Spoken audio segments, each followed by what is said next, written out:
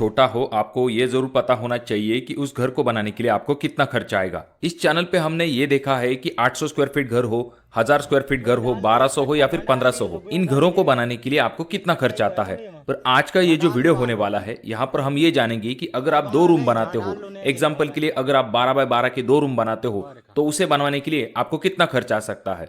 अब जरूरी ये नहीं कि 12 बाय 12 की ही रूम हो, आप एग्जाम्पल के लिए हॉल जो है 11 बाय 14 का ले सकते हो। आपका जो किचन होगा वो 11 बाय 11 का होगा, और इन 2 रूम के साथ आपके पास एक कंबाइंड टॉयलेट बाथरूम होगा जिसका की साइज होगा 3 फीट 6 इंच बाय 7 फीट, जैसा कि आप अगले प्लान में देख सकते हो। कुल मिला के 2024 में 2 रूम बनाने के लिए कितना खर्च आएगा, ये हम आज के वीडियो में देखने वाले हैं। अब ये जो 2 रूम हम बनाने वाले हैं, इसका एरिया अप्रोक्सीमेटली 354 स्क्वायर फीट आने वाला है, तो उसी हिसाब से हम कॉस्ट निकालने वाले हैं। तो इसलिए वीडियो को पूरा जरूर देखें। चैनल पे अगर आप लोग नए आए हो तो चैनल को जरूर सब्सक्राइब कर दीजिए। तो दोस्तों, जब भी हम घर का कॉस्ट निकालते हैं तो 2 चीजों के बारे में हमें पता होना जरूरी है। पहला जो कि है मटेरियल कॉस्ट, और दूसरा जो कि है लेबर कॉस्ट। तो सबसे पहले हम मटेरियल के कॉस्ट के बारे में जानकारी लेते हैं। तो उसमें सबसे पहला आइटम आ जाता है जो कि है सीमेंट। तो 2 रूम का घर बनवाते समय आपको 160 सीमेंट बैग तक लग सकती है, क्योंकि हमारे घर का एरिया आया है 354 स्क्वायर फीट। उस हिसाब से अगर हम देखें तो हमें 160 सीमेंट बैग तक लग सकती है। और हर एक सीमेंट बैग का जो रेट है वो हम ऐसा मान के चलेंगे कि 400 रुपए के हिसाब से हमें एक सीमेंट बैग मिल सकती है। तो हमें क्या करना पड़ेगा, 160 मल्टीप्लाई 400 इज इक्वल टू आ जाता है 64,000 रुपए। यानी कि हमें सीमेंट के ऊपर जो कॉस्ट आएगा वो 64,000 रुपए तक आ सकता है। उसके बाद घर बनवाते समय जिस चीज पे अच्छा खासा पैसा खर्च होता है वो चीज है स्टील। तो अगर आप 354 स्क्वायर फीट घर बनवाने वाले हो तो आपको 1239 किलो स्टील लग सकता है। और अगर हम मार्केट रेट की बात करें तो स्टील आपको आज के रेट के हिसाब से 65 रुपए प्रति किलो के हिसाब से स्टील मिल सकता है। तो 1239 मल्टीप्लाई 65 का हमारा रेट इज इक्वल टू आ जाता है 80,535 रुपए। यानी कि इस 2 रूम के घर को बनाने के लिए हमें 80,000 रुपए तक का स्टील लग सकता है। उसके बाद बारी आती है नेक्स्ट आइटम की, जो कि है ईंटें। अब ये जो ईंटों का कॉस्ट हम निकालने वाले हैं, ये बहुत सारे चीजों के ऊपर डिपेंड करता है। जैसे कि आपके घर के अंदर कितनी दीवारें हैं, आपने अपनी दीवारों की मोटाई कितनी रखी है, साथ में अगर आपके प्लिंथ की हाइट ज्यादा है तो आपको ईंटें ज्यादा लग सकती है, आपने पैरापेट वॉल की हाइट कितनी रखी है, ऐसे बहुत सारी चीजों के ऊपर ईंटों का कॉस्ट डिपेंड करता है। पर यहाँ पर हमारा एरिया आया है 354 स्क्वायर फीट। उस हिसाब से अगर हम देखें तो हमें 6,726 ईंटें लग सकती है, और हर एक ईंट का जो रेट है वो हम 9 रुपए के हिसाब से मान के चलेंगे।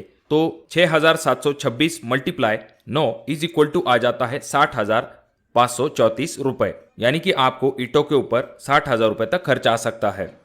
उसके बाद नेक्स्ट आइटम आ जाता है जो कि है सैंड। अब देखिए दोस्तों, ये जो रेती है उसका रेट आपके एरिया में कम या फिर ज्यादा हो सकता है। इस 2 रूम के घर को बनाने के लिए आपको 708 क्यूबिक फीट तक सैंड लग सकती है, और रेती का जो रेट है वो हमने यहाँ पर 50 रुपए पर क्यूबिक फीट के हिसाब से लिया है। तो इस हिसाब से अगर हम देखें तो 708 मल्टीप्लाई 50 इज इक्वल टू आ जाता है 35,400 रुपए। यानी कि रेती के ऊपर आपका जो खर्च आएगा वो 35,000 रुपए तक आ सकता है। उसके बाद बारी आती है एग्रीगेट की, यानी कि जो गिट्टी है वो आपको 600 क्यूबिक फीट तक लग सकती है, और इसका जो रेट है वो हमने 45 रुपए पर CFT के हिसाब से अज्यूम किया है।